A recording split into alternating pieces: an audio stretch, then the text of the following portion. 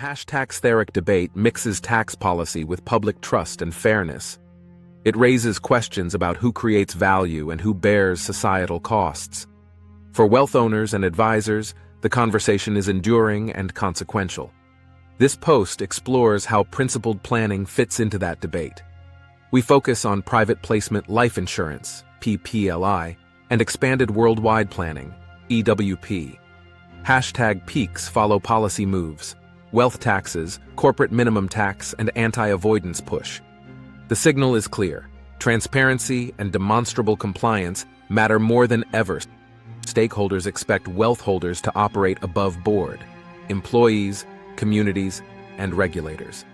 Planning that merely optimizes without accountability is out of step. PPLI and EWP shift. The conversation from reaction to purposeful design. PPLI is a bespoke life insurance wrapper for accredited investors, used for tax-efficient planning. It shelters investment growth inside an insurance contract under strict regulatory tests. PPLI is not a loophole. It must meet diversification, control, and genuine insurance requirements. Typical components: an accredited policyholder, a regulated carrier, and separate investment accounts. Compliance guardrails include limits on investor control, real insurance risk elements, and diversification. Poorly structured PPLI versions have been challenged and shut down. Well-designed PPLI withstands scrutiny. Benefits can include inside build-up tax treatment, trust ownership for succession, and streamlined reporting. EWP is the integrated cross-border framework that makes structures coherent and defensible. Think of EWP as the operating system and PPLI as a powerful application within it. EWP aligns tax, reporting, FATISE CRS implications, asset protection, estate planning, and jurisdiction choice. It emphasizes substance over form, real decision-making, governance, and documented rationale. EWP builds regulatory change tolerance, audit readiness, and dispute preparedness.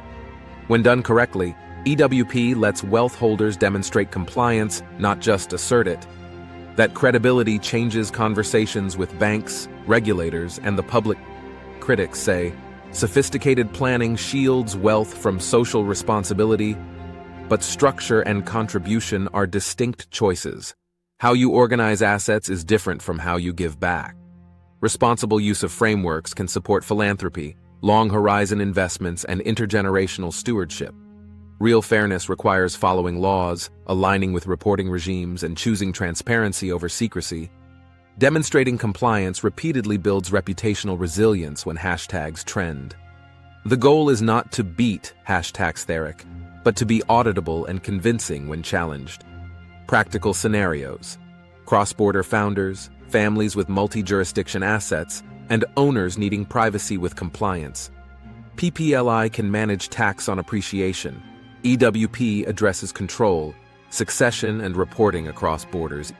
EWP consolidates governance for family groups and operating companies to reduce duplicated exposures. For philanthropy, PPLI accumulates efficiently, while EWP sets cadence, governance, and impact metrics. None of this is automatic. Disciplined design, documentation, and stewardship are essential. Leadership and judgment matter. Experienced practitioners balance compliance, client goals, and regulatory realities. Start with compliance, document decisions, and design structures around purpose rather than tax alone. Treat planning as a living system. Governance, investment oversight, stress tests, and periodic review. The era of #Theric sends a clear message. Demonstrate good faith consistently and concretely. PPLI and EWP, when properly led and documented, help you align private objectives with public responsibilities.